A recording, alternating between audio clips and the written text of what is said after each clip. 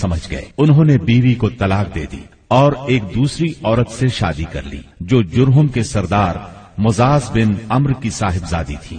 ان کی دوسری شادی کے بعد ایک بار پھر سیدنا ابراہیم علیہ السلام مکے تشریف لے گئے، مگر اس مرتبہ بھی سیدنا اسماعیل علیہ السلام سے ملاقات نہ ہو سکی۔ بہو سے حال پوچھا تو اس نے اللہ کی حمد و ثنا بیان کی۔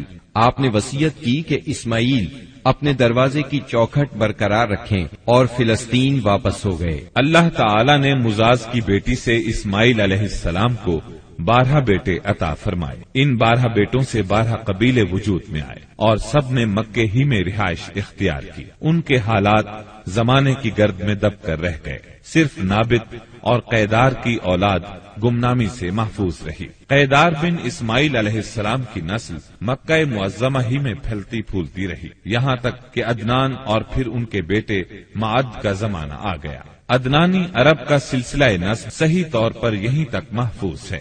عدنان نبی صلی اللہ علیہ وسلم کے سلسلہ نسب میں 21ویں پشت میں آتے ہیں۔ بہرحال معد کے بیٹے نزار سے کئی خاندان وجود میں آئے۔ دراصل نزار کے 4 بیٹے تھے اور ہر بیٹا ایک بڑے قبیلے کی بنیاد ثابت ہوا۔ چاروں کے نام یہ ہیں: ایاد، انمار، ربیہ اور مزر۔ ان میں سے آخری 2 قبیلوں کی شاخیں اور شاخوں کی شاخیں بہت زیادہ ہوں۔ چنانچہ ربیہ سے اسد بن ربیہ، انزا، عبد القیس، وائل، بکر، تغلب اور بنو حنیفہ وغیرہ وجود میں آئے۔ مزر کی اولاد 2 بڑے قبیلوں میں تقسیم ہوئی۔ نمبر 1 قیس اعلان بن مزر، نمبر 2 الیاس بن مزر۔ قیس اعلان سے بنو سلیم، بنو حوازن، بنو غطفان، غطفان سے افس، زبیان، اشجار اور غنی بن عاصر کے قبائل وجود میں آئے۔ الیاس بن مزر سے تمیم بن مرہ، حزیل بن مدرکہ، بنو اسد بن خزیمہ اور کنانہ بن خزیمہ کے قبائل وجود میں آئے۔ کنانہ سے قریش کا قبیلہ وجود میں آیا۔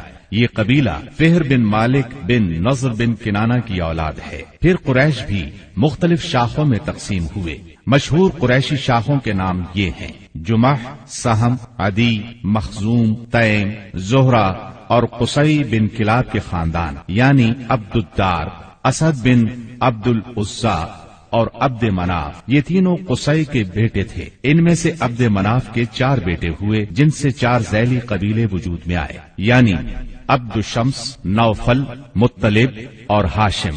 انہی ہاشم کی نسل سے اللہ نے ہمارے نبی کریم صلی اللہ علیہ وسلم کا انتخاب فرمایا۔ ابن عباس رضی اللہ عنہ کا بیان ہے کہ رسول اللہ صلی اللہ علیہ وسلم نے فرمایا: